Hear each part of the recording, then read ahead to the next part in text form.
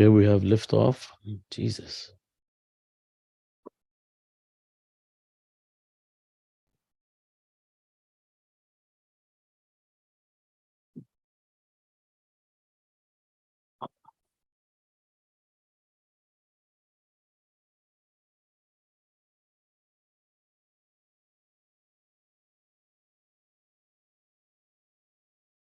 All right.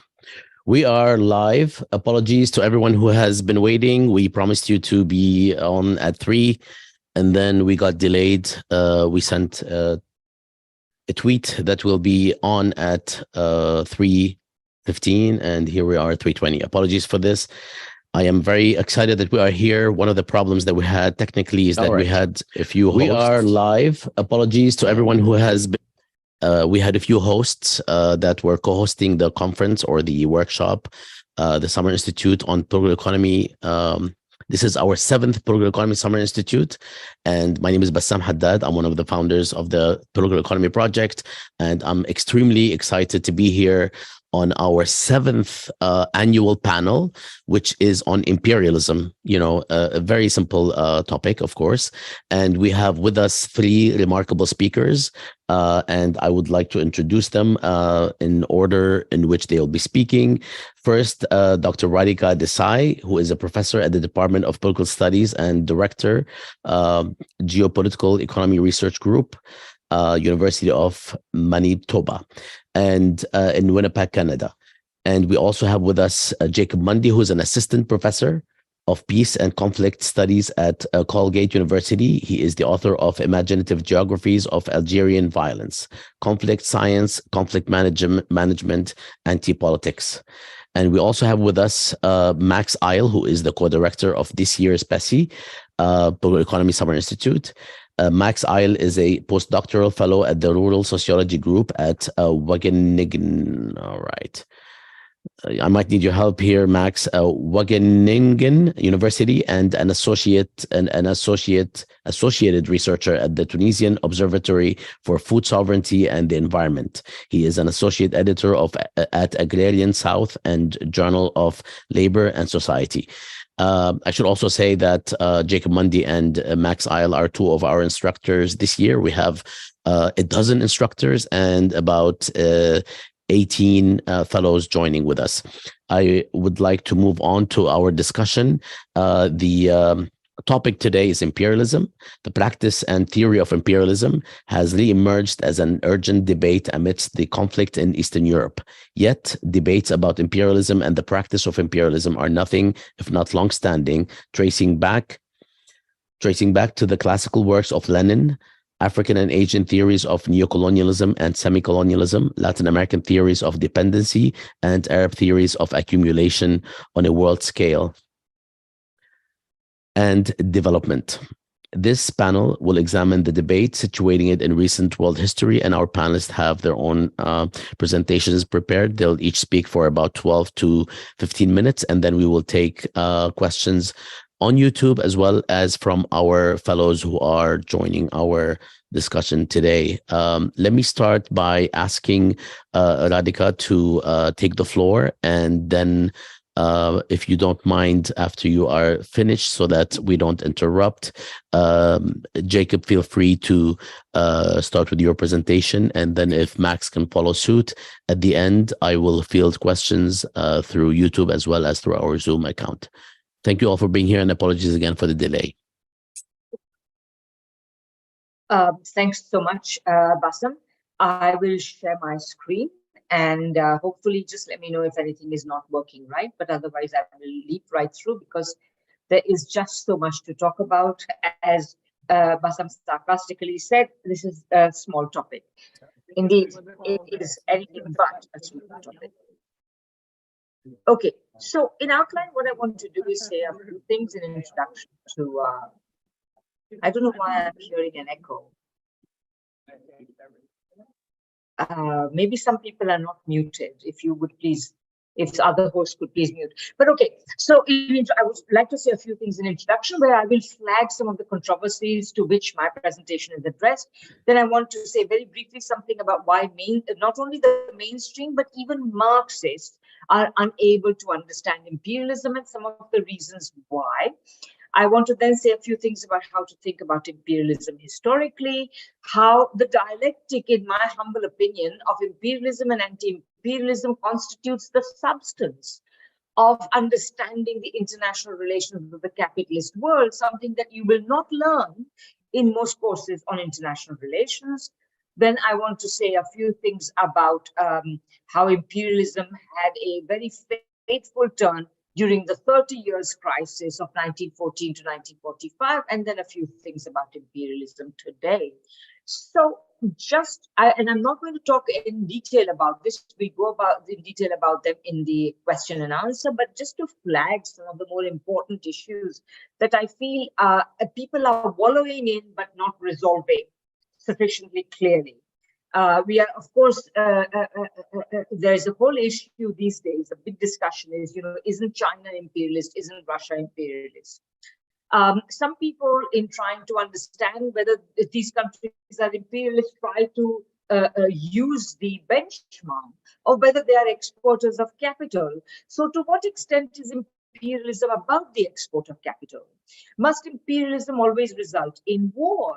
There is much written about how Lenin is supposed to have said that imperialism must result in war. And there's a lot of misunderstanding around that as well, because that does not explain how you got the at least apparent collusion of imperialist powers after the Second World War and since. Another misunderstanding that plagues the understanding of imperialism is whether imperialism really only got going in the late 19th century, and that somehow up to the middle of the 19th century, there was no imperialism, which completely goes against the grain of what we understand. Another matter which I feel is asserted without much ground is the assertion that imperialism today is as strong as ever. The independence of various colonized countries was just something that happened on paper. It was worth nothing. They are worse off today than they were before, etc., etc. And I think this also needs to be investigated further. Is imperialism necessary to capitalism? And I'll come back to this question many times during my presentation, but there are people, including Marxists, who answer in the negative, and we will discuss why and how this came to be, and of course, why it's wrong. There is also the whole issue of the way in which understandings of imperialism were, at least until recently, completely swept aside by discourses of globalization. So we were told that, the world has gone through at least two great phases of globalization, one that culminated in 1914 and another that culminated in the late 20th and early 21st century. Fact of the matter was, what culminated in 1914 was a wave of imperialism. Why are we calling it globalization? And then what has imperialism to do with US hegemony?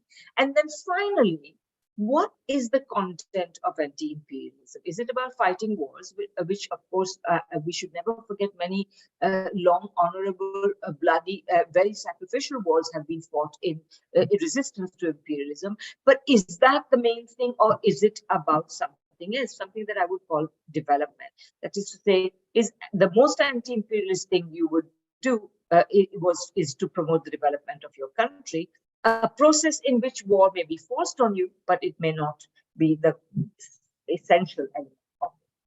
So let me dive straight into a very brief understanding of why is it that we have Marxists who say that imperialism is not necessary to capitalism, and so on, and all of this in the name of Marx. So very quickly, in 1867, Marx published the first volume of Capital, in which he portrayed capitalism as entailing what I say and what Marx would say, I think, is contradictory value production, all three words being important. The contradictions of capitalism work at least along two axes, the horizontal axis and the vertical axis. Here, just very briefly, it's a picture from my new book, Capitalism, Coronavirus and War, which you, by the way, can have access to open access, it's free of charge. So there is the vertical axis of class struggle and exploitation. Value flows from the work of ordinary workers to the capitalists along, all workers flowing through capitalists. And then there is the horizontal axis of competition among capitalists. Both are essential to value production. You cannot get value production without both things happening at the same time. So Marx analyzed capitalism as contradictory value production in volume 1. By 1870, you already had the birth of marginalist neoclassical economics. And I have argued in many papers, and you're welcome to write to me, and I'll send you these papers, many papers, and eventually I hope it will be a book, about how the Marxist critique of this, which was methodologically and theoretically antithetical to Marxism, the Marxist critique of this new discipline was very mild. It was confined to accusing neoclassical economics of excluding exploitation. But for the rest, the critique was muted by what Nikolai Bukharin called a policy of theoretical reconciliation. The result was what passes in the name of Marxist economics. I'm not tarring everybody with the same brush, but I think I would be right to say that the overwhelming majority of so-called Marxist economics can be criticized in roughly the way that I propose. So, since the 1880s, basically, this entity, this Marxist economics, has been harping on 3 points that it raises against Marxism. Number one, that they reject Marxist value analysis because they say that it suffers from a transformation problem. And I've written about this. There is no transformation problem in Marx. It is in Ricardo, but that's a whole another story. Number two, they say that Marx was wrong to insist that there was a tendency of the rate of profit to fall. And number three, they said that Marx did not say that the paucity of demand was a persistent problem in crisis mechanism and capitalism. The result was a Marxist economics that sports a contradiction-free, Promethean, and Schumpeterian conception of capitalism. This capitalism of Marxist economics has no contradictions. It is capable of developing the forces of production till kingdom come, and it is a Schumpeterian conception in the sense that it basically does not suffer from any problems that it cannot self-regenerate from. Now, I want to talk about, instead of adopting this conception of Marxism, how to really think about capitalism and imperialism. And imperialism is very critical, and as I will elaborate very briefly and shortly, that it is deeply connected with capitalism. So the assumption that there was imperialism of Rome and Carthage, and that Britain's imperialism in the 19th century was just another version of this, is wrong. We have to think about the historical specificity of capitalist imperialism. We have to understand that industrial capitalism was born amid the early mercantile capitalist empires. And we have to understand especially that imperialism arises from the contradictions of capitalism. I don't have time to go through this table, but this is the labor of a lot of years of research and thinking. But very quickly, that there are many realms of capitalism: production, realization, money, finance, ecology, the domestic realm, the international realm. And in each of these realms, you can identify contradictions, many of which were identified by Marx, that are the intra-class, that is to say, they are a result of the relationship among capitalists, competitive relationship among capitalists, and they are also inter-class, that is the result of the vertical axis of capitalism, that is to say, exploitation. And in each case, there are distinctive forms of contradictions which capitalism must resolve. And I have argued in proposing the conception of geopolitical economy that capitalism's contradictions give capitalist states a central role in managing these contradictions, both through domestic actions and through international and imperialist actions. And these actions themselves become part of the history of capitalism. Once these actions have been undertaken, they change the terrain on which capitalism operates. Therefore, capitalism's history is deeply marked by the contradictions of value production. And so, as I titled one of my papers, there is of course the value of history, understanding anything historically, but also that value production itself has a history, a tormented history, a history of crises which have to be managed. And this, of course, also then is imperialism's history, and it's a history and history of capitalism or contradictory value production. And that is why you cannot understand capitalism theoretically as though it were the same all the way through. You have to have a historical understanding. You have to understand that capitalism both rises and, thanks to its contradictions, must also decline. And also that the decline of imperialism contributes to capitalism's decline by narrowing capitalism's options. So historically, you had the history of imperialism in the form of the early expansion of England, as one writer called it, to the era of inter-imperialist rivalry in the late 19th century, as Germany, Japan, the United States refused to be subordinated to Britain as its agricultural appendages, as some people in the US, for example, called it. And then imperialism became competitive and then reached a high point in 1914. So in this way of understanding the relationship of imperialism and capitalism, you have to understand that capitalism has international contradictions as well. And Marx, by the way, used the expression the relations of producing nations to try to understand capitalism. Trotsky gave this understanding, the designation, the dialectic of uneven and combined development, which we may also understand as that of imperialism and anti-imperialism. In this context, I have argued that a combined development, that is to say the state-directed development of countries that are resisting imperialism, has prevailed in the long run. And this a characteristic of this dialectic has made ever greater multipolarity the story of the capitalist world economy. So the story of capitalist world economy cannot be told in the form of globalization or even a succession of hegemonies. And I would say that the classical theories of imperialism of Hilferding, Luxemburg, Bukharin, Lenin, etc., were the first real understandings of the international relations of the capitalist world, not Wilson's idealism, which is then replaced by realism as one is taught in international relations courses.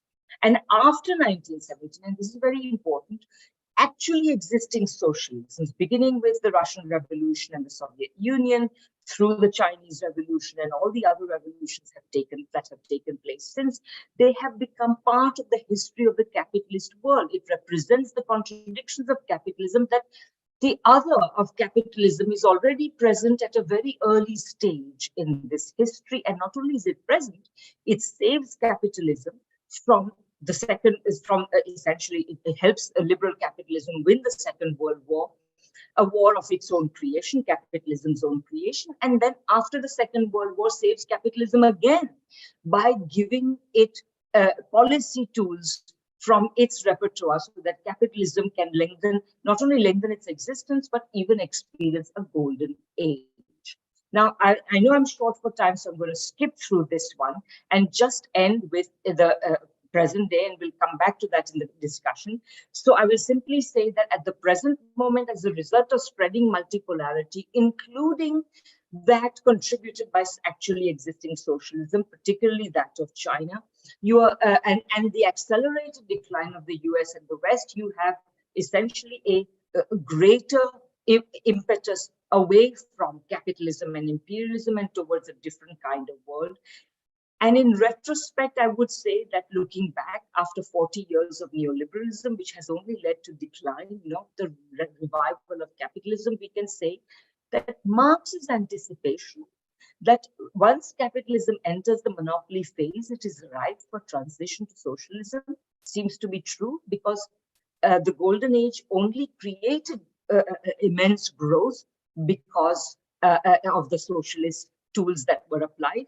And the rest of these tools, as they have been rolled back, what we have seen is a sickening and malingering capitalism, particularly in those countries like the UK and the US, where neoliberalism has been taken to the farthest point.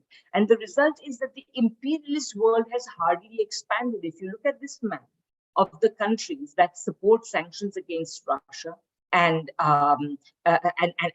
support the war against Russia, you see that it is basically the imperialist world with a few hangers on added on, imperialist world of 1914.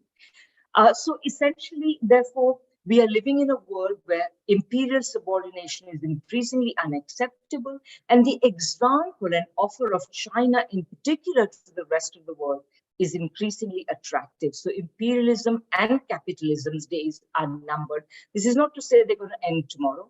We are going to remain in a phase where, as imperialism fights for what's left of its life, it is bound to get, and capitalism are bound to get more violent. But nevertheless, that is the phase in which we live. Thanks very much, and sorry if I've gone a little over.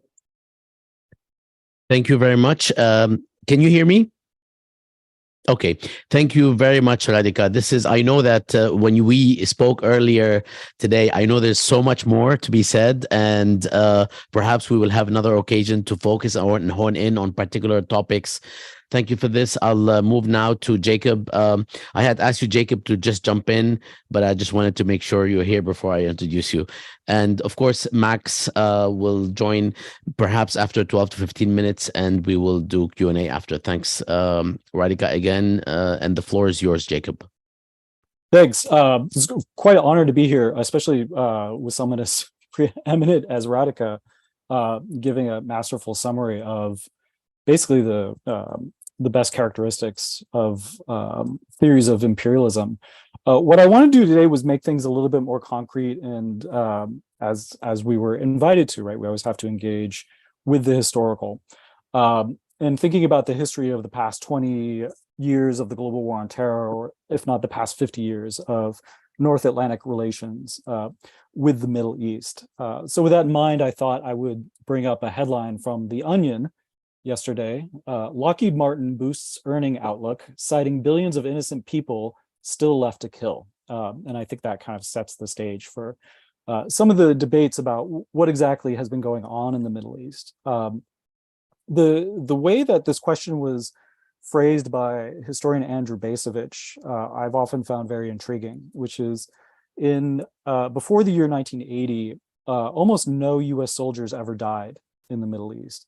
After 1980, almost every American soldier that's died abroad has died in the Middle East, or one could say in conflicts related to a kind of broader conception of the Middle East. So even the Rangers that were ambushed in Niger, right? That's a part of the global war on terror that they were there for that reason. So how do we account for this history of the past 50 years or so? I think with the withdrawal of the US from Afghanistan, there's a feeling that something has been bookended in some way, but we also know that the United States still remains intensively present in the Middle East. Though with the recent peace deal between Saudi Arabia and Iran, right, we do get a sense of the kind of things that Radhika was talking about, that the West is in decline and that its influence is waning, and that China is definitely asserting itself in very interesting ways. The typical, most predominant explanation we get for what was the United States doing in the Middle East, or has been doing in the Middle East, especially since the 1970s, is usually it's all about oil story, right? Even Alan Greenspan famously said that the United States went to war in Iraq in 2003 for oil. But when pressed as to why, he couldn't really say, but that oil was a part of the explanation. Now, it's difficult to think about the global politics of the Middle East, particularly US militarism and interventions, without some recourse to thinking about oil. But what is this oil mechanism really doing? The intuitive theory that we often get, including Bacevich himself, is just sort of the standard, we need it, they have it, therefore we want to control Middle East oil. And sometimes this gets even a kind of Malthusian twist, where there's an imminent threat of something called peak oil, the idea that the world has exhausted all of the potential findings and that we were on a downward slope of oil production. these theories tend to crop up when oil prices are particularly high, notably in recent years, but also in the first decade of the 2000s. A lot of research and writing about peak oil, all of which disappeared immediately, it seems, when the fracking boom was initiated and global oil prices collapsed in 2014. Similarly, a lot of peak oil talk in the 1970s when oil prices were incredibly high. The problem from oil as a question of political economy is not one of natural scarcity. If you actually study the history of oil, its production, and even its geology, the problem is there's too damn much. That oil is likely, or various forms of hydrocarbon are likely the most plentiful liquid on the planet, second to water. And that creates a different kind of problem. How do you extract power and profit from something that is very easy to obtain, relatively speaking, that's plentiful, so on and so forth, right? So the conflict that's generated around oil is not about questions of natural scarcity, right? It would have to be about issues of politically or economically produced scarcity or sabotage, right? So that leads us to an entirely different set of theories about oil politics, the Middle East, so on and so forth. And it certainly undermines a lot of the credibility of the Malthusian accounts. And sadly, even preeminent Marxists like David Harvey, if you read The New Imperialism closely, he effectively punts the problem of oil to Michael Clare, who's a famous Malthusian. And so we don't really get a theory or a political economy of what's driving American imperialism in the Middle East. Something that's a bit more heterodox and closer to probably what everyone here agrees with is the famous theory by Jonathan Knightson and Shimshon Bichler, the sort of armadollar, petrodollar coalition. Now their theory is quite interesting. It sort of pivots around the idea that basically, because of this problem of the bountiful nature of oil, extracting power and profit from oil can only be done through the political or economic manufacture of scarcity. So we can think about how firms manufacture scarcity in the oil realm. That can be often just by not exploring, by not looking at certain parts of the world, things like that. But politically, manufacturing scarcity can often be done simply through the mechanism of war. This is something that we've learned quite acutely because of the war in Ukraine recently. And I'll come back to that as a kind of something that might have us sort of revisit the Bichler-Knightson thesis. But fundamentally, what develops in the 1970s is a set of conflicts emerging out of the Middle East that have this amazing ability to generate massive amounts of profits for the international oil companies, the former Seven Sisters, as we learned in the Institute this morning from Adam Hania, right? So why is this important? Well, in the 1970s, we also have to recognize that this is the decade where almost a lot of the national producers of oil are asserting more and more control. They're nationalizing things like that, right? So oil is no longer in the hands or under control of North Atlantic firms who are often beholden to the states they come from, Total in France, BP in England, so on and so forth. So there's a war for oil effectively in the 1970s, and how that war is exercised is through war. That what becomes apparent in the wake of the 67 war with the closure of the Suez Canal, but more vividly in the wake of the 1973 war, is the amazing ability of war in the Middle East to produce high rates of profit for oil companies that might not even be active in the Middle East, right? Because we're talking about a globally traded commodity. And so that drives up prices across the board. So in the 1970s, what we begin to see is a steady accumulation of conflicts in the Middle East, right? We know about the famous ones, the Six-Day War and the 73 War. We might know about the Soviet invasion of Afghanistan, which had huge ramifications for US policy towards the region.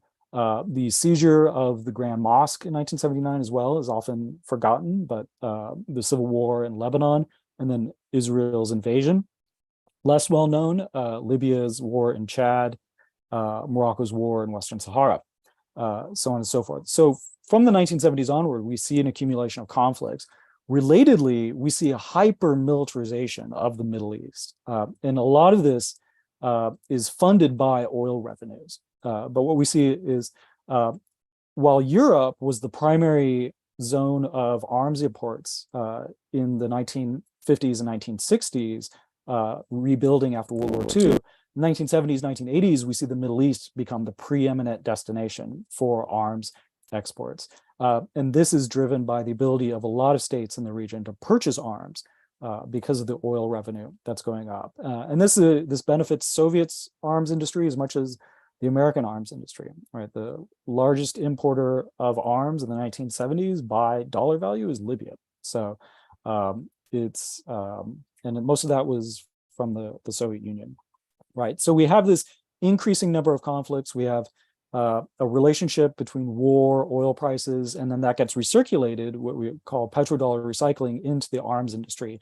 A lot of it goes into banks, and they fund development schemes, and that all comes crashing down in the 1980s, but maybe Max will say a little bit about the so-called third world debt crisis that happens then. Now, this whole system of arms, oil, and war seems to work quite good, except what it does in terms of incentivizing more oil production, right? And we're going to see this story several times, but the oil prices collapsed in the 1980s, the mid-1980s, because the high prices had driven exports or driven exploration into Alaska, into Siberia, into the North Sea, right? So soon the world is dealing with an excess of oil, right? And that leads us to the 1990s, where you have a period of immense decline in profitability of oil companies. How do they respond? They respond by consolidating. And so what's interesting is that if one talks about there being a crisis leading up to the declaration of the global war on terror and 9/11, it's a profitability crisis in the oil industry. It's not a crisis of supply, right? It's in terms of natural scarcity, the Malthusians would say. It's a crisis of oversupply, of depressed prices. The arms industry, as we all know, is also facing a crisis, the end of the Cold War in the 1990s. So arms and oil are facing huge challenges in this decade. The solution to this problem emerges in the form of the global war on terror, which again revives the profitability of the oil industry, right? There was a book about Exxon that came out 2010, 2011 or something called, A Private Empire or something like that, right? Remember, Exxon was like the #1 company in the world. And so the global war on terror, again, seems to be well suited to creating the sense that oil is scarce, but just it's a politically manufactured scarcity, right? Now, this theory works quite well. And again, up until 2014, when again we have oil price collapse because of new supplies coming on. And this is the fracking boom in the United States, right? Now, the problem with the Bichler-Knightson thesis is that the years from 2014 up until the global pandemic were some of the most intensely violent in the Middle East. So something had happened where conflict in the Middle East, Syria, the Islamic State invades Iraq, right? Yemen, Libya, right? These are key oil production zones, right? Growing Saudi, Iranian tensions, and yet oil prices remain stubbornly depressed. And Bichler-Knightson had said that it seemed that we would be on the edge of another oil war, right? To try to revive the fortunes of oil companies. But lo and behold, that solution to the profitability crisis of the past 10 years for the oil industry emerged not in the Middle East, it emerged in Ukraine, right? So this is something we have to think about in terms of, the Middle East is no longer seen as a place where profitability can be extracted through armed conflict and violence. And so I take that as a shift in what's happening in terms of imperialism in the world today. As a final point, Radhika brought up a lot of these conversations about, American hegemony, the United States is in decline, things of that sort, or that neoliberalism is in crisis, right? Because there's the EU has stopped expanding in some ways, right? No one's talking about Turkey becoming a member of the EU anymore, right? Things like that, right? And it's a crisis because it's a crisis of the inability to impose its form on the world. Now, from what I've been saying, what I want to caution people is that we often have an assumption that power comes through stability, the ability to impose a Pax Americana, a peace, American peace, right? But what the Middle East tells us, and its relationship to imperialism, is that war and disorder are often as important to the construction and maintenance of hegemony as the ability to impose a like-minded system, to impose democracy on people, to impose capitalism on people. In some cases, maybe it's the opposite. Maybe it's about imposing chaos. And I think, for as much as people like to say that, Putin is an agent of chaos, I think he's probably learned a lot of good lessons from the West in this respect, that power and profitability often very much flow from creating difference, creating conflict, and maintaining those tensions. Right. So with that, I'll hand it over to Max. That was great, Jacob, and also Radhika, your presentation was great. I'm not sure I have anything left to say, but I'll add a few things in, and I'm going to apologize in advance if there are some slight redundancies, but it's a bit hard after people are completely comprehensive.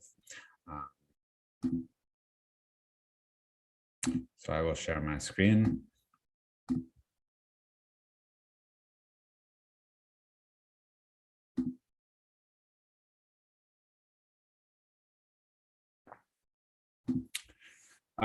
So very loosely, I kind of structured my commentary today about a set of intellectual and political problems that beset the current conversation about imperialism. So in that sense, it's not really genealogical. It means to more highlight some historical approaches to imperialism for the purposes of understanding what they wanted to understand and why they wanted to understand it, on the one hand, to take out insights from those historical theories, to see how they can be applied to the contemporary world system, and finally, to lift up some of the central dynamic elements of contemporary imperialism for purposes of elucidating, in particular, some of the processes that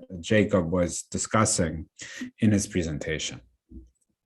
And I titled it One Imperialism, Many Imperialisms. I actually think this is maybe the primary discussion, which I think, of course, I have my own conclusion about it, which bedevils a lot of thinking in this kind of intellectual amorphous space called the left, or progressive spaces, or all spaces in general. I mean, is there one imperialism? Are there many imperialisms? It all comes around to how you end up defining the term. Right. So in that sense, we should come up with a definition that actually is a clarification and is a lens that clarifies the social reality in front of us. Right. So we can start, and this is Lenin, who Radhika kind of elucidated much more carefully than I'm going to. But I just want to say, like, why imperialism? Why was he bringing up imperialism in the first place? What was the point? What was the point of this theorization, right?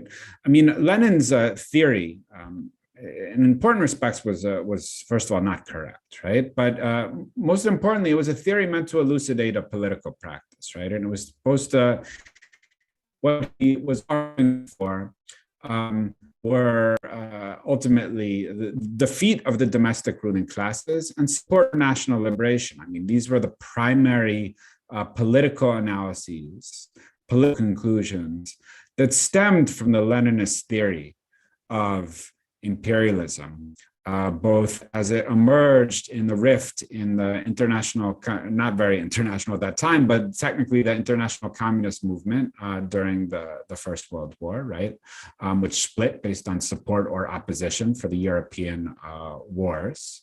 And Lenin, of course, opposed them, calling for the defeat of the domestic ruling classes. And he ended up putting the international communist movement in full support of, with errors, of course, but in programmatic support of national liberation abroad.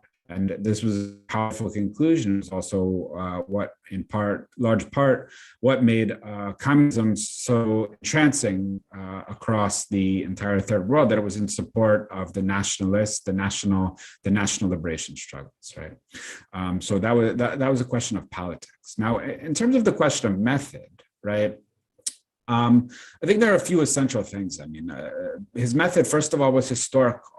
He wasn't starting so much with a theory. He was saying, okay, we need to, our theories are meant to elucidate historical reality. They need to be based on the empirical facts of the system as we understand it. Of course, Lenin was the consummate revolutionary activist and was not sitting in a library. And so in the same way that Marx was able to do, for example. And so there were limits to what he could do, but nevertheless, his method is critical, right? He was talking, one, about a stage of historical capitalism linked to domestic social contradictions, right? The export of capital, the disinterest of domestic ruling classes, saturating their domestic economy with capital, linking it to not wanting to kind of enhance effective demand domestically. And geopolitically, it was linked to global relationships of power in the world, basically divided amongst the monopoly powers.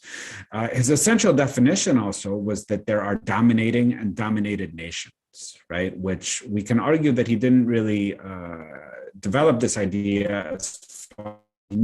This was the central dynamic of imperialism within a given historical stage, right? Now, there are certain things Lenin was wrong about, and I'm just being a bit polemical for the purpose of the presentation. I mean, there are things we needed him to expand about, and that, of course, the theorization from the periphery has in turn expanded upon. I mean, most centrally, of course, there was the question of, that imperialism was going alongside a systematic income deflation in India, Indonesia, that was going along with capital export to the settler colonies, right, through the fulcrum or the transmission point of England. I mean, what that also enables us to understand is that part and parcel, right, of the kind of structural definition of imperialism that Lenin put forward, that along with dominated, there was also a widespread process of income deflation, genocide, the slave trade. All of this was part and parcel of monopoly accumulation. So it wasn't just an accumulation of numbers, there was a disaccumulation of lives and developmental levels that was going alongside the process of imperialism, right? And this was inseparable from the projection of power, the export of capital. It was an underside, which were these associated processes, right? So again, the old method tells us, one, we're looking at imperialism as the relationship of domination, that politically it's about supporting the overall process of accumulation on a world scale. And third, it's telling us to historicize, right? And a model of this, as it relates to the New Scramble for Africa, is this work from Samuel Paris-Yaros and Praveen Jha. I cannot recommend it more highly, right?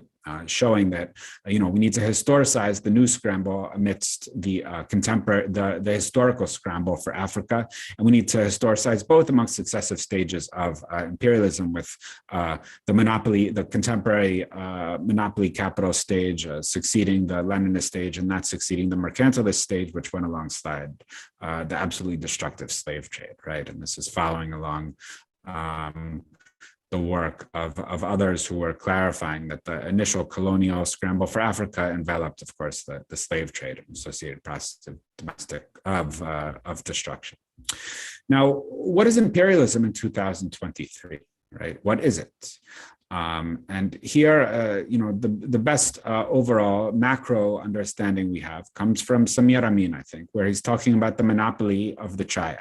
Right, and this is Japan, the European Union, and the United States. And this is very clear. I mean, also you find it from much less radical people like Arrighi, and you find basically a centralization of capital, ownership of corporations, ownership of treasury bonds, all the forms of all the indices we use to understand economic, quantitative and qualitative economic power on a world scale tell us that as of 2023, we are dealing essentially with a monopoly of the triad, that is those forces. But within that, against that, of macro background, we also can look on a bunch of elements that help constitute it, right? I mean, one, we keep in mind that this is a stage of capitalism.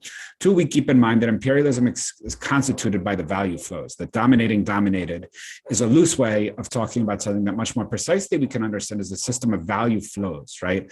If you have a system of accumulation on a world scale, if you have a polarized system of accumulation on a world scale, you also have a system where value is flowing from the weaker countries to the stronger countries. I mean, that is exactly, in large measure, what is meant by dominated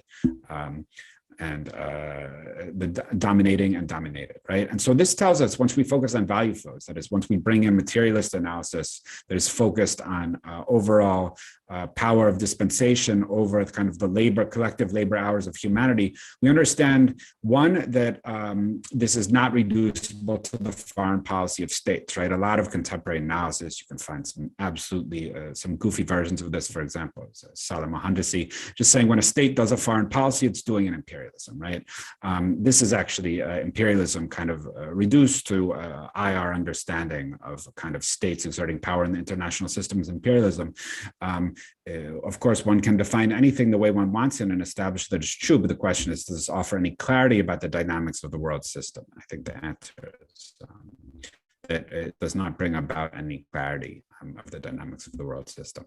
The other central point that is not very present in most contemporary studies of imperialism, right?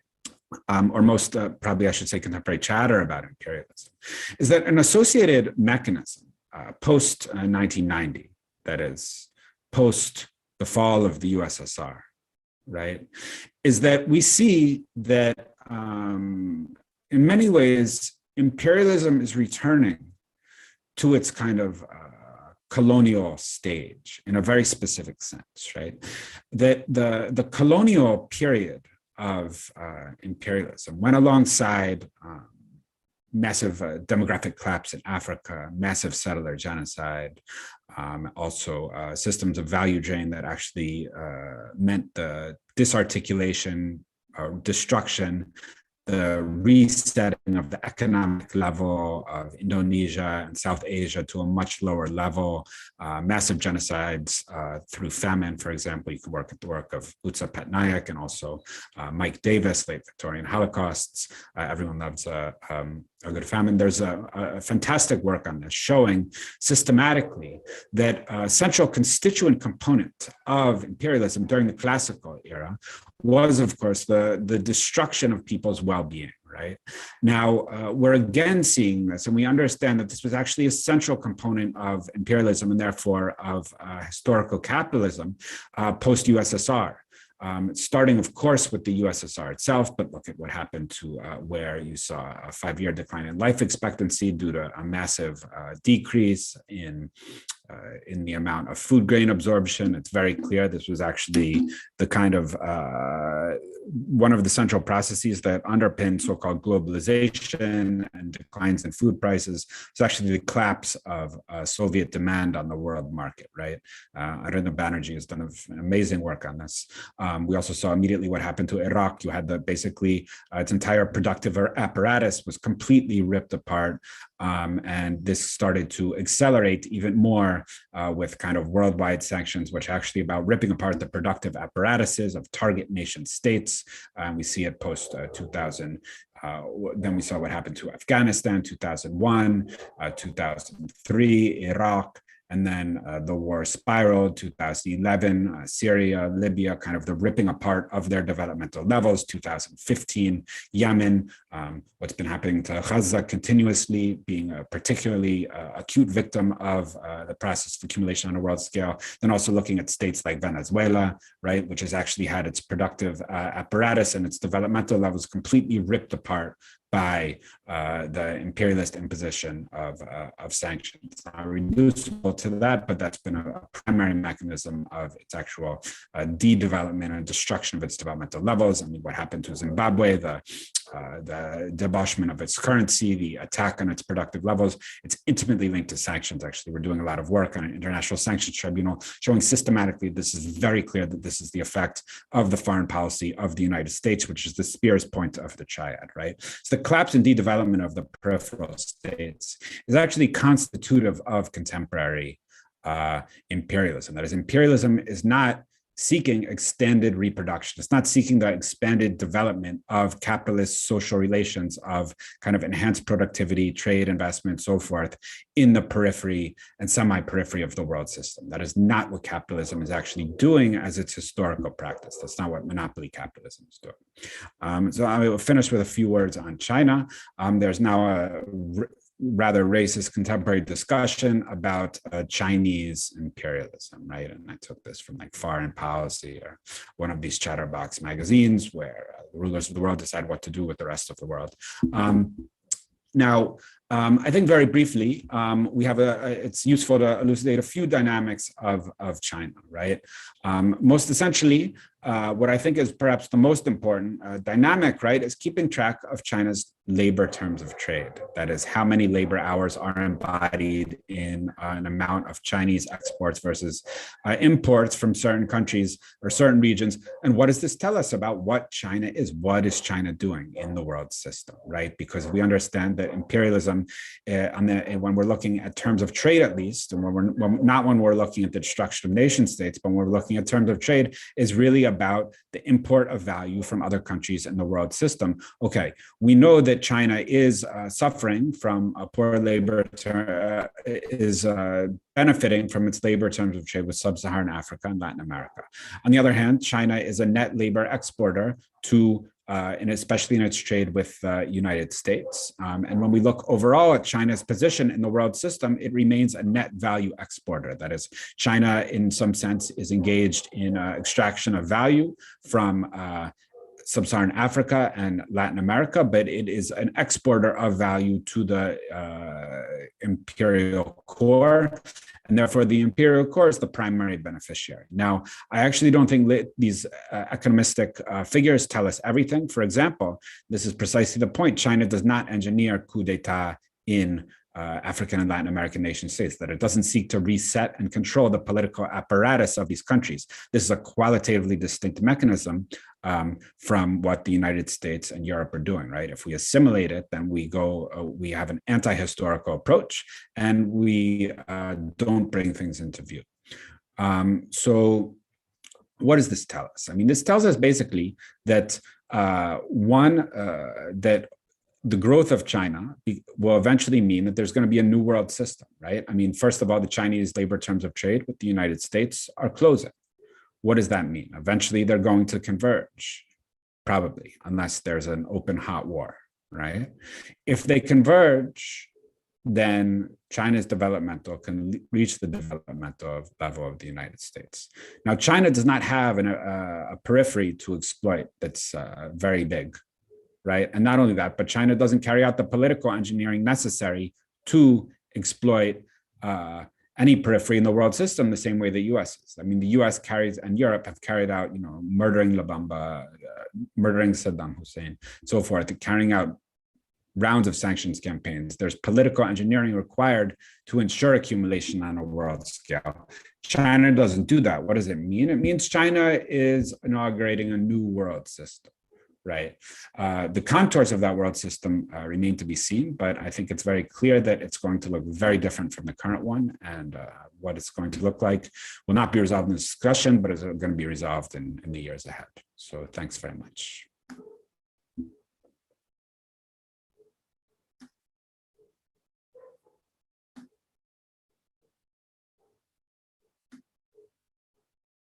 Thank you all very much. I have a number of questions. I actually have my own questions, but I'm going to yield to the audience first, especially our fellows. And let me start by asking a general question from our coordinator or co-coordinator, Lucas Summers. He asks a general question for everyone, and it is: during this era of neoliberalism, we've seen the international financial institutions expand world capitalist markets through the implementation of the Washington Consensus.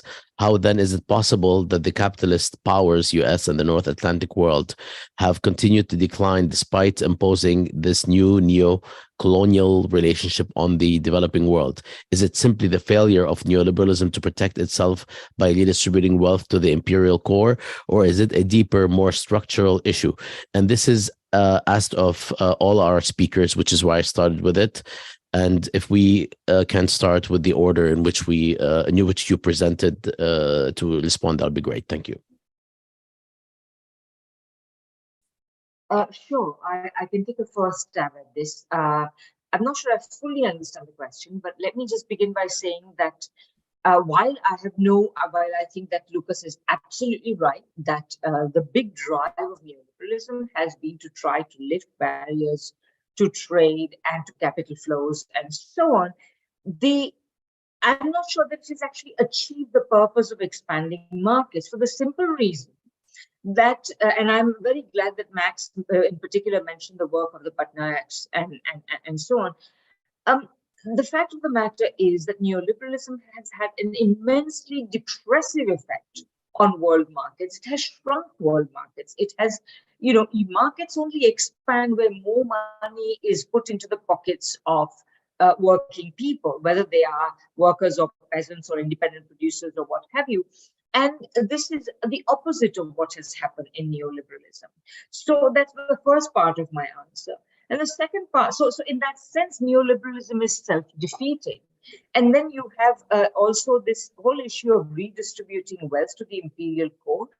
And I have no doubt that this is exactly what neoliberalism has done, because, in my argument, which I brought out particularly clearly in my Capitalism, Coronavirus and War, which, by the way, is available free of charge to anyone who would like a PDF. Anyway, what I've tried to argue is that neoliberalism has not revived productive economies anywhere, but what it has done is turbocharged financialization. And what is financialization? At the end of the day, I think that Wired magazine's metaphor going back many decades now, that it's a giant vampire squid sucking up value from all over the world and pushing it towards the West, is absolutely right. But that does not revive capitalism, because capitalism requires productive investment. And financialization, all it does is it actually detracts from productive investment, both in two ways. One, by simply depressing demand, by taking money away from ordinary working people, it makes the investment conditions extremely difficult. And on the other hand, it concentrates money in the hands of precisely those people who are not interested in productive investment. They are only interested in financial investment, which is not only the opposite of productive investment, it strangulates productive investment. So you have mountains of cash looking for profitable investment, which is simply more and more returns for doing no production, and that's the world economy is awash with it, while productive investment languishes in practically every country in the world, I would say, other than China and maybe a handful of others. Jacob? Yeah, I would just agree, and I would put it in the terms of, how do you produce and reproduce a periphery, right? And that's been one of the things that the IMF has excelled at, is the reproduction of the periphery. I think the crisis, there's probably a structural crisis. There's a lot of debate about what that is in North Atlantic capitalism. Is it a falling rate of profit? Is it something else?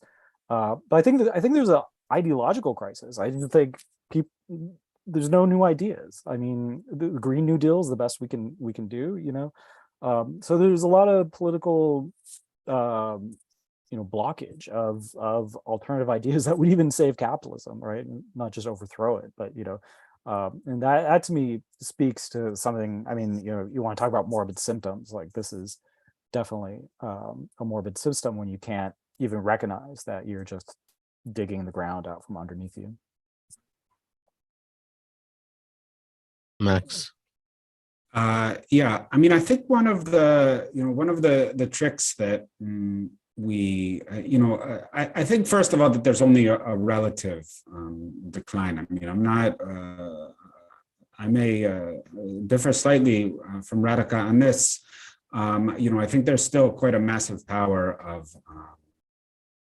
of destruction within the traditional imperialist court. I mean, I may not differ from Radhika. I don't mean to put words in your mouth, but one of the errors I think that we often get trapped in, and I think it's actually ideological in the sense that within the progressive spaces, there's a dominance of a certain type of idealist Marxism. It is that imperialism and the monopoly, the imperialism of the triad is not omnipotent. Right? It is not omnipotent, and therefore it is not able to impose its terms unilaterally on the rest of the world. For example, there is, the Western monopoly on technology, which is particularly salient. I was just reading a study literally this morning about the Arab debate on technology, and it opened with an anecdote about the Lebanon war. And it said, okay, the fundamental issue from a socialist pan-Arab perspective is that we lack the technological capacity to defend ourselves from these types of military incursions that devastate our infrastructure. End of story, right? This technological monopoly is breaking, flat out. Right, there's no longer a monopoly of high technology violence on the part of monopoly capital. There are asymmetric capacities, and increasing there are asymmetric monetary and financial capacities that have been imposed by that have kind of been developed because of the sanctions mechanisms. Right. I mean, this is and that they're also, these hardened revolutions also, even if they go through Thermidor, they go through a process of externally and internally caused partial reversals, as happened, for example, in Iran, maintain a certain amount of sovereign developmental capacity. I mean, Iran is one of the largest per capita producers of scientific papers on the face of the planet, right? It's developing a sovereign technological capacity. Now, this is like, and it's unfortunate that especially in Middle East spaces, it comes to the point you cannot even have kind of normal conversations about that without somebody, but are you apologizing for the mullahs? Like, I don't even know what it means to apologize or not apologize for the mullahs. I'm talking about the empirical indicators of development capacity that are changing the terms of power within the world system. I have it just doesn't bear on what one thinks about the mullahs. We're trying to understand reality, and we need to avoid like a lot of these polemical smoke bombs that get thrown in front of us when we're just trying to describe and understand and then theorize reality as it's in front of us. Thank you. It's a question for Max. Why do you hate America? I'm joking. This is not a question. All right. So there's a question for Radhika. Oh, Radhika, did you want to say something before I go to the next question? I can roll it into my next answer. Okay, you might be able to. So this question also includes an assumption, but feel free to address it. One question for Radhika: with the decline of the US and the West and the rise of China, you posited a move away from capitalism and imperialism, with imperial subordination being increasingly unacceptable. But why is this taken as a move away from imperialism and capitalism, with a question mark, and not perhaps a reformulation of imperialism or the rise of a different imperialism? And plus, everybody can feel free to address it because it's probably on the minds of others. Yeah, so I think this is a very good question, and I have no doubt that there is much truth in what Mariam says, which is that imperialism changes form in different eras. The reason why I nevertheless look at decline is, or rather signal decline, is that I really do feel that it is critically important to understand that imperialism has been in decline, not just recently, but since 1914. And I think it's very important, in my humble opinion, and we can discuss the various indices of these and so on. But the independence of the colonized countries was not just something that was on paper. It was not inconsequential. It created a lot of problems, and I think it's really important to understand the political economy of the golden age, the post-war era, and the developments that led to the crisis of the 1970s, which, like in our time, were accompanied by a rise in the value of commodities. They were accompanied in the rise in the value of labor, and they were also accompanied by a return of inflation, which are connected to both of the previous developments that I talked about. So what it signals is that imperialist countries' ability to influence events in the rest of the world is in decline. There is no doubt about that. They do not control what happens in the rest of the world. The Russian Revolution was, if anything, one of the most spectacular, but also one of the earliest signs that this was the case, and things have gone downhill from there. So, and therefore, it is not a small reason, going into the First World War and the 30 Years crisis, imperialist countries were still talking about their great civilizing mission and all this claptrap. But already in the interwar period, they had to moderate that. They had to adopt the language of mandates and trusteeship and whatnot. I know it was hypocrisy. But if you remember that hypocrisy is the homage that vice pays to virtue, then you have to understand that the need to engage in this hypocrisy already signaled a change in the underlying situation.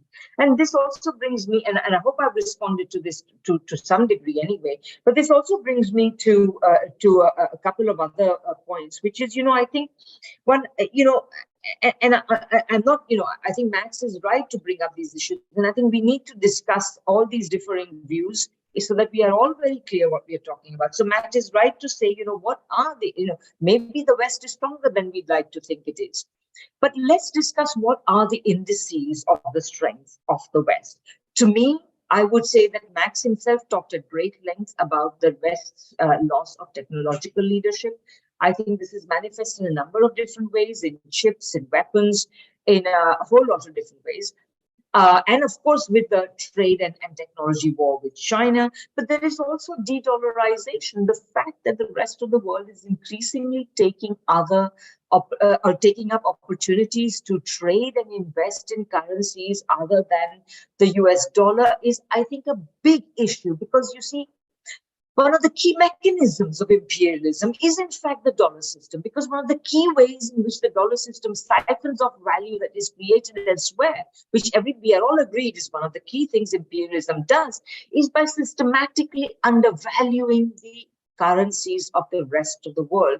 So it gets something for nothing every day of the week, every hour of the day, every minute of the hour. Every time it buys something from third world countries, it is getting it at a bargain basement price. People are engaged, these countries are forced to engage in liquidation sales of their commodities and their labor.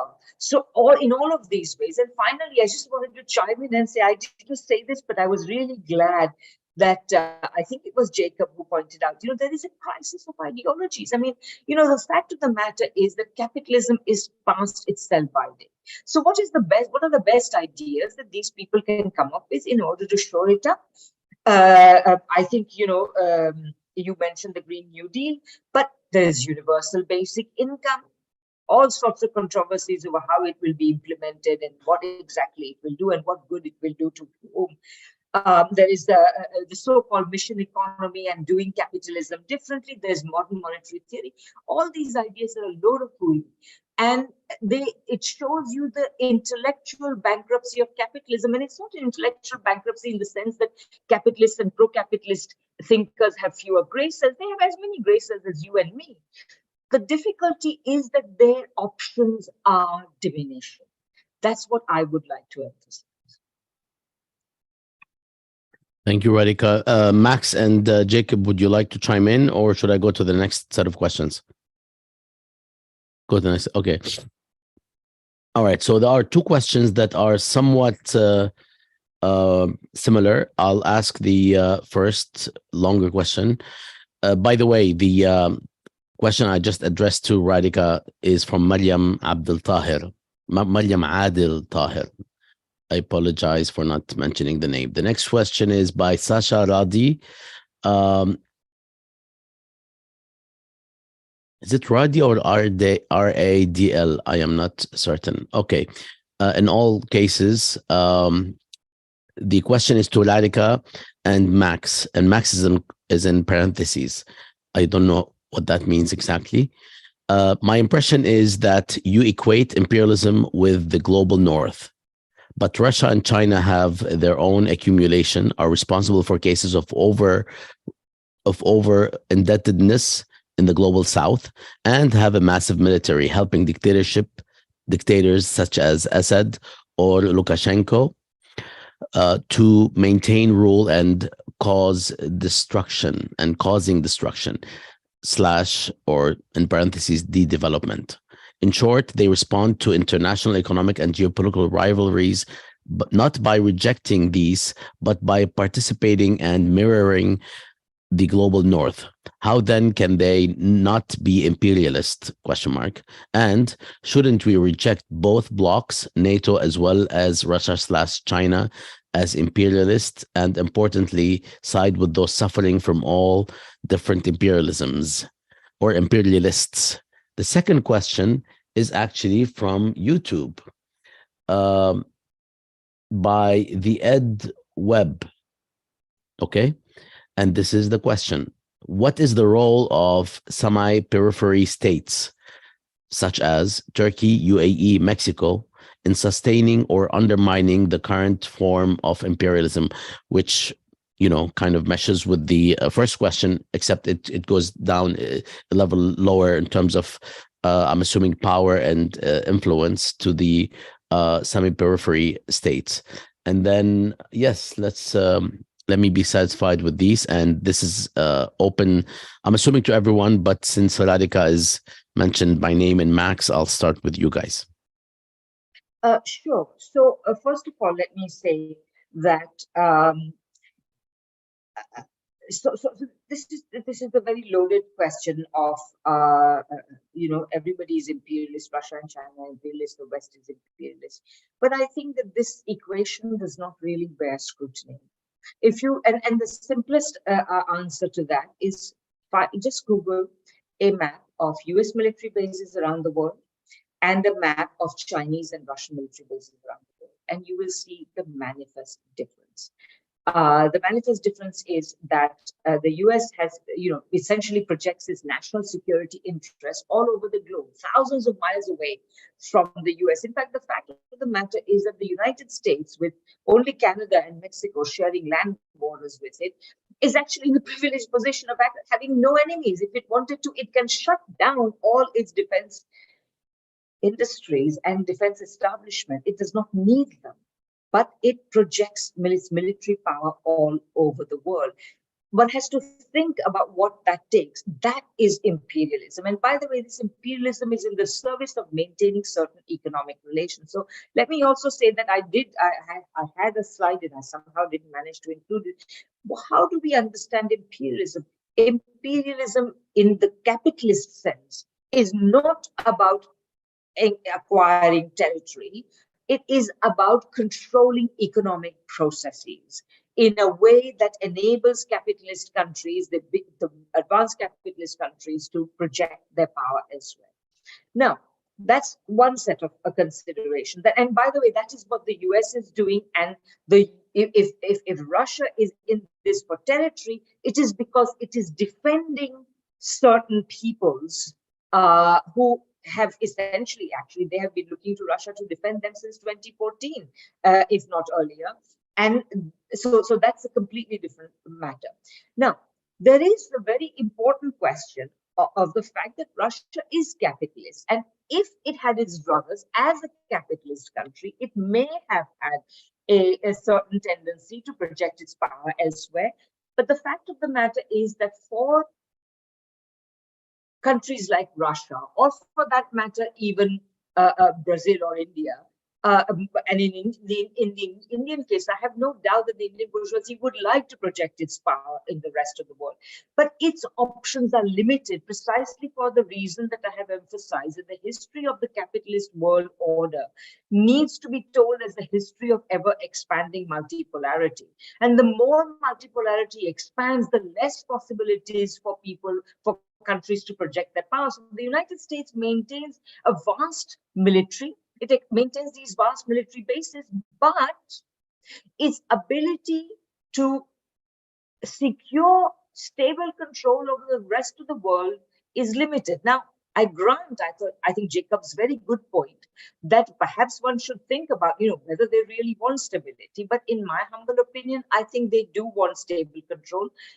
They are not able to get it. And that, so I we can discuss this further, but that's the position I would take. So then, and finally on China, I do think that it's important to understand that China is not a capitalist country. Yes, there are many capitalists in China. Yes, these capitalists are extremely rich, powerful, and influential. Many of them are members of the Communist Party. They have been welcomed into the Communist Party. The key difference between China and the rest of the major capitalist states of the world is that in China, capitalists do not hold the reins of state power in the way that they do in the United States, in the UK, in Canada, and in most of the other leading capitalist powers that I can think of. This is the key difference. The difference is not that there are capitalists in China. There were capitalists in medieval times, but are we going to recast feudal societies as capitalist societies as a consequence? No. What matters is who holds state power. And there was one other thing that you mentioned. Yes, authoritarianism. I think this is a really interesting point in time to raise the issue of authoritarianism at a time when the democratic content of the so-called democracies of the capitalist world, limited as it always was, is declining further. I mean, already in the 50s and 60s and 70s, when we like to think that liberal democracy in the West was doing at least a half-decent job, liberal democracy was still a type of democracy designed to keep the capitalist classes in power. How democratic is that? So I think we need to try to understand the issue of democracy and authoritarianism by unpacking our terms. Now, I'm not, I hope I don't come across as like I'm lecturing. I think these are all things that the new circumstances are forcing us to think about. And I think we should think about them collectively. Thanks. Max, and then Jacob, if you want to address anything. What about China and Russia on the one hand, and what about states like Mexico and Turkey on the other, that are semi-periphery states? Yeah, I mean, I think Radhika basically addressed the issue of Russia and China. I would just reiterate that, it's important to be serious when we have the discussion. Say, okay, they have their own accumulation, then again, we are we're saying, okay, imperialism and capitalism is just the same. We're drawing an identity between the two, right? This is just not helpful for understanding the world. So I think our concept should be helpful for understanding the world. So therefore, it's not useful to equate these things.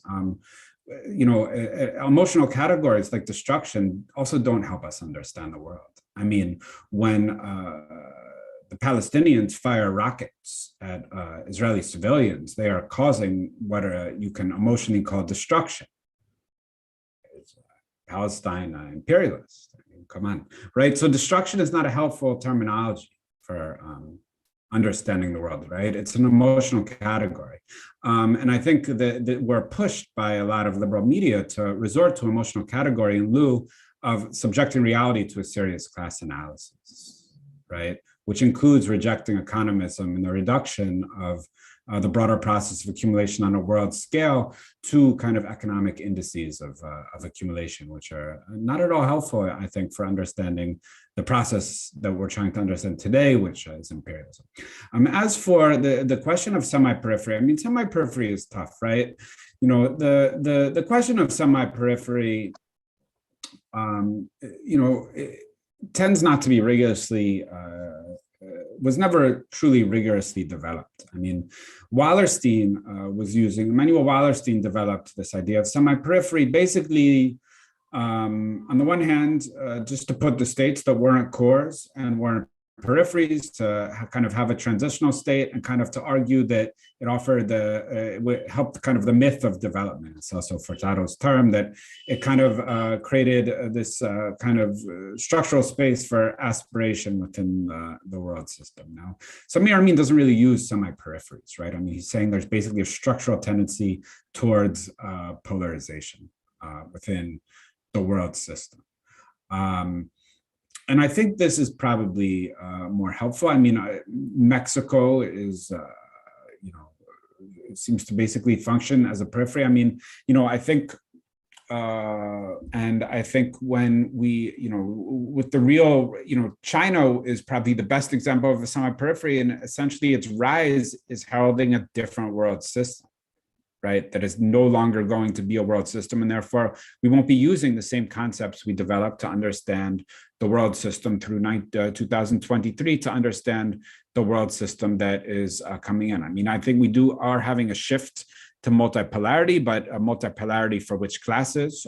Going back to the question is a critical question. I mean, is it going to be multipolarity in the interests of national bourgeoisies, or multipolarity to be filled with the interests of the working people of the third world? I mean, that's certainly what I advocate, and not only that, I think that's the just form of multipolarity towards which to aspire. So, you know, I think it's you know, yes, we can use semi-periphery as a shorthand for world powers that generally have some kind of greater room for maneuver within the world system, but I don't think it's very stable. I mean, it's clear, for example, that the US has basically sought to re-peripheralize Brazil, right? As it sought under Bolsonaro, with a lot of the developmental indicators starting to go downwards under Bolsonaro, ecological indicators going downwards under Bolsonaro, and so forth, right? On the other hand, no one is allowing Brazil to actually develop fully and under its full developmental capacity. That has to be a working class initiative to actually allow Brazil to fully develop. So it's kind of, it could be helpful for bringing certain factors into view, but ultimately it's the rigor can be questioned of the category, I think. Thanks, Max. I'll chime in later, but I would like to hear from Jacob first, if you have any comments on either of these questions. Yeah, certainly. On the question of China as an imperial power, I think, like what Max was saying, is we have to look at the terms of engagement, the way that China is engaging with the world. Going back to my talk, China has managed to create a hydrocarbon-based energy system that supplies one of the largest populations on the planet and one of the largest vehicle fleets in the world. How many countries in the Middle East have they invaded and occupied and tried to transform, right? They've been able to do that almost like they're better capitalists than our capitalists. Like they figured out a way to meet their energy needs without resorting to war and that sort of thing. So for me, that's always like a critical difference to think about. And it kind of speaks to like, you know, what is really going on in the West, like in the relationship with war in the Middle East. On the question of like so-called middle powers or comprador states or things like that, again, getting back, you know, to concrete examples, right? That door was opened by the United States, right? We wanted Qatar and the UAE to play a role in Libya, right? First as military actors, then as like, you know, stabilizers, things like that. This was a part of Obama's, you know, withdrawal from the Middle East, was we were going to outsource control of the region to local proxies, right? And again, this is a story with like a lot of history. The defeat in Vietnam forces, you know, the creation of the Guam Doctrine and the idea that the U.S. is going to work through partners in different regions and not try to directly control countries, because there's limits to military power in that sense. And then we get a kind of rehashed version under Obama, right? Where we're not going to, invade Syria directly, but the CIA is going to create, the most expensive CIA program ever to intervene in that conflict, and that sort of thing. So I think in many ways we often also have to think about, that these are actors with their own interests and things like that, but often the door is opened for them to do these sorts of things that all of a sudden we find lamentable, or like, oh, is the UAE destabilizing the Middle East and things like that, so. Thank you. Thanks to all of you. I'm going to stop now because we don't have time, and you guys have been really generous, but I will add an addendum to the last two questions, because I do know, not just from this conversation, but from many conversations that we've been having, from discussions, lectures, panels, workshops, as well as a project that I and a number of colleagues have been working on with the title Navigating Anti-Imperialism and Anti-Authoritarianism, which was one of the reasons why we wanted to address this theme.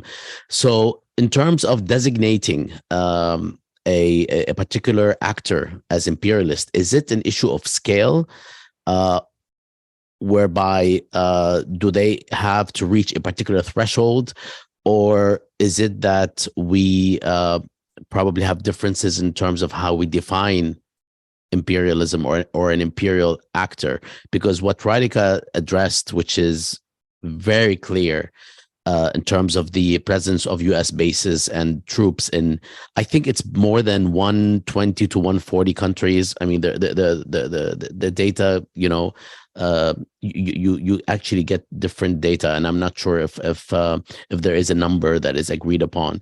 I mean, that fact alone goes beyond the question of brutality and quote unquote destruction and so on, which obviously Russia is capable of. Bahrain is capable of destruction too. But the question is it an issue of scale, or is it an issue of different interpretations of what imperialism is? And are we also witnessing an equation between imperialism and quote unquote bad actors, or violent, brutal, tyrannical, and so on and so forth, which means that we do have a definitional task ahead of us?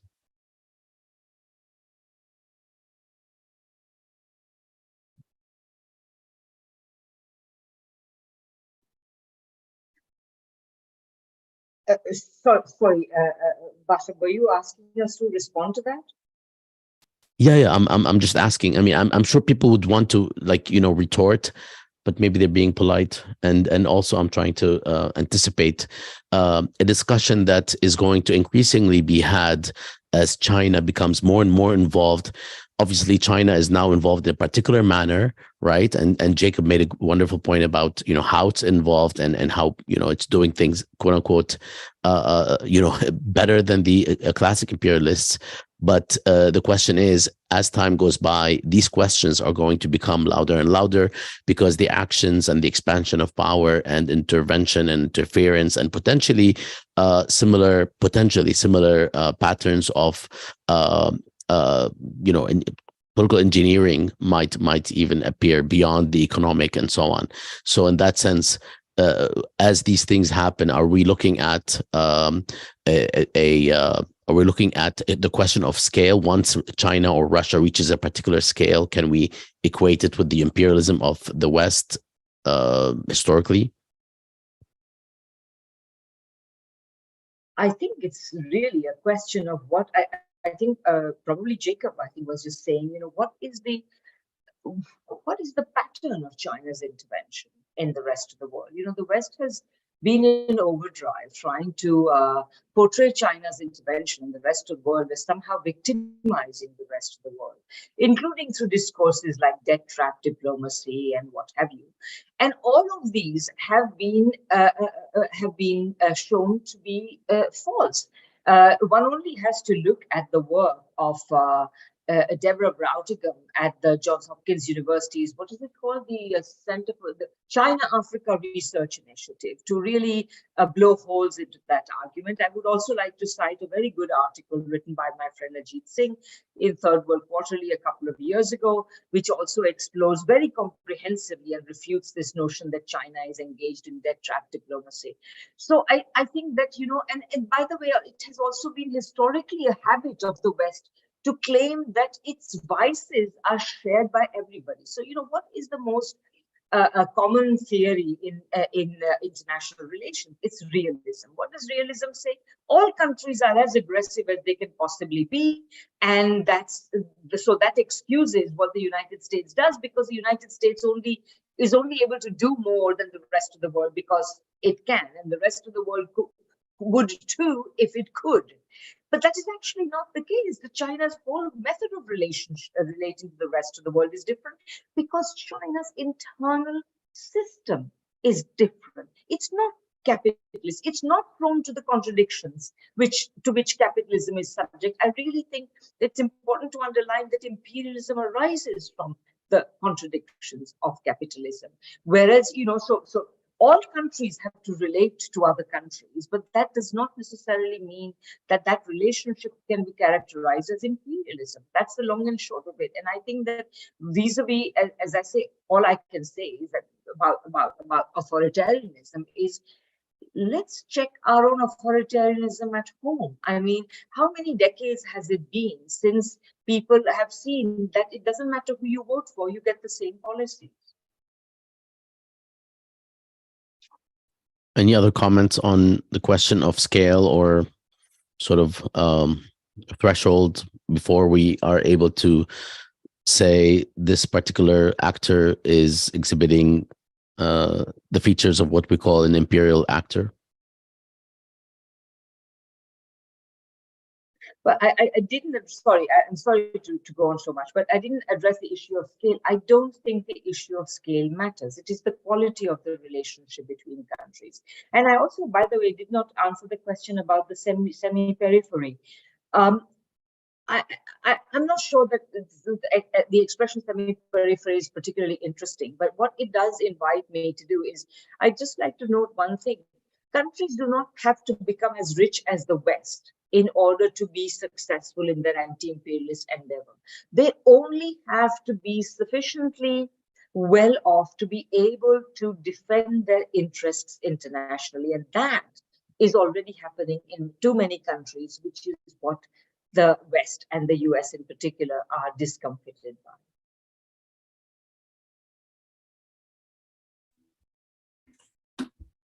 Yeah, I mean, the question, I think there's two questions. I mean, one is a broader methodological question about concept formation, and one is this question of scale. I mean, Canada and Australia are part of the imperialist triad independently of their scale. So on the one hand, I mean, imperialism is about one's political and geoeconomic articulation with the overall system of both value flows and also de-development, right, that are part and parcel and that constitute imperialism. I mean, imperialism is a system constituted by vertical value flows, right, from the periphery to the core, and it's also associated by the actual de-development of nation states, right? I mean, those are the central, and settler colonialism. I mean, those are the central kind of oppressive, or let's use the emotional vocabulary, harmful relationships that constitute the imperialist world system. Within that, all right, you have the set of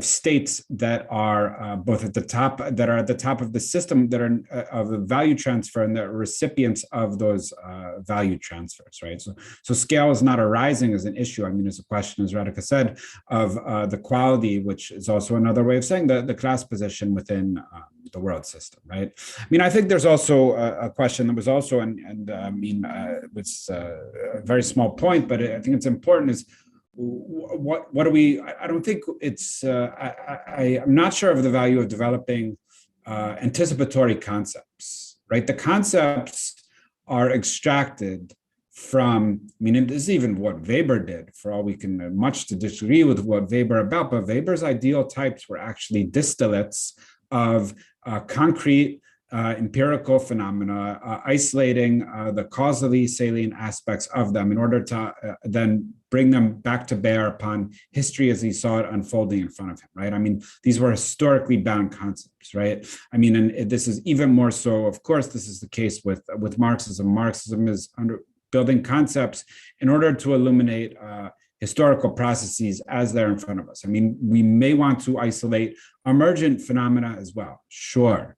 But we're not even talking here about emergent phenomena. We're talking about hypothetical phenomena, in a sense, right? Once we look closely at the tenor of, for example, what Russia and China are doing, we would be talking about hypothetical phenomena, because it's clear that if you adopt these definitions that we're using about value flow and class, and using a rigorous class analysis, they're not part of the imperialist core, and they're also not beneficiaries of value flows in the sense discussed, right?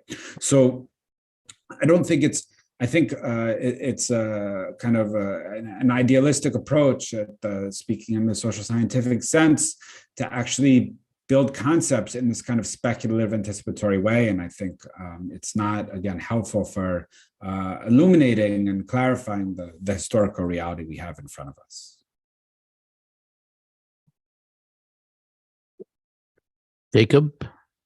Yeah, I would just lean hard into the political problem itself. You know, what's causing the destruction of the planet? What's waging war in the world today? You know, it's you know, that's the task in front of us, and you know, figuring out how to stop the war machine, the planet killing machine, right? That is North Atlantic global capitalist imperialism, right?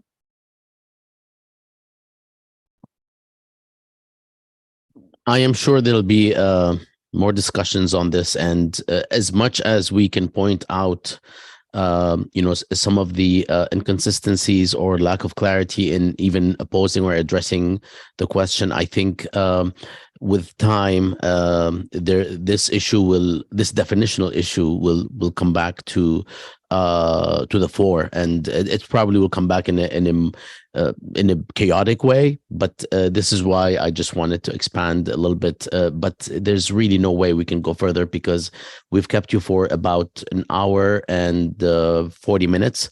Thank you all so much, Radhika and Jacob and Max. This has been really valuable, and we hope to build on it, and we hope that this continues to be a reference point for our panels in the future. I would ask you if you have any final words. I have kind of no doubt that you don't, but do you have any final words before we close? Everybody's like, just get me out of here. Okay, so I will thank you again. Thank all of our fellows at the Political Economy Summer Institute, and everyone who's watching on YouTube and who will be watching this later on, because it's the weekend and not everybody is problematic like we are doing this kind of thing on a weekend. So thank you all, and we will see you soon. Please tune in tomorrow. I sound like an anchor. I'm not. Please join us tomorrow at 3 p.m. EST to address the keynote by Mariam Hale Davis on relational capitalism in Algeria. So we are looking forward to seeing you then. In the meantime, be well, everyone. Salam. Thank you.